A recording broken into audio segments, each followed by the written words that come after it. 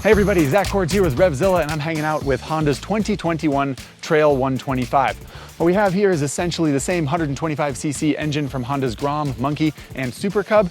A 260-pound package when it's ready to ride. It has a 1.4-gallon gas tank, and it costs $3,900 brand new.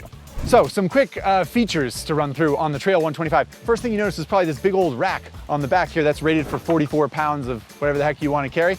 The 1.4-gallon fuel tank is under the seat here, which means there's no under-seat storage as there are on other scooters or small motorbikes like this one.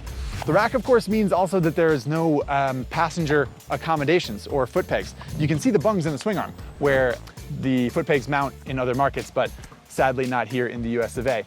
While we're on the topic of foot pegs, my only real complaint about riding the bike is that my boot hit the Kickstarter. Kind of cool that the bike has a Kickstarter, but I loosened the bolt and moved it back on the spline a little bit.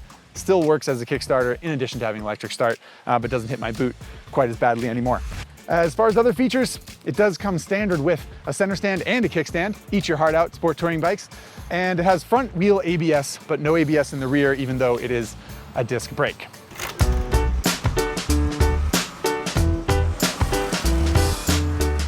On to the riding impression of the Trail 125. Aside from the Kickstarter hitting my boot, it's basically totally lovely. It's a tiny little 125cc engine, so does not have a ton of horsepower. Maximum speed on the open road, as far as I can tell, with my 190 pounds on there, is about 50, 55 miles an hour, something like that.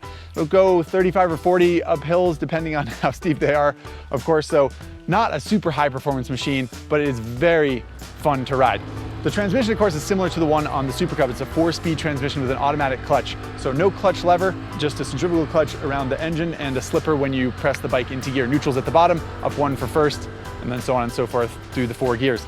Gearing is 3 teeth shorter on the rear sprocket than the Super Cub, so it's geared for slower terrain, as you might expect, trails and the like. But even on a twisty paved road, it's super fun to ride, even if you're wide open most of the time. As for its off-road prowess, you're probably not going to set any world records or win any GNCC championships on this thing, but it is a willing companion to go down a dirt road or even bop down a trail if you want to go camping or just for a joyride. As you might expect with a bike this size, everything's very soft and mild. It's a very gentle bike, the suspension is soft, the brakes are soft, which is good for new riders or returning riders. And if you're an experienced rider, you'll find yourself in a different state of mind cruising down a slow back road or a trail.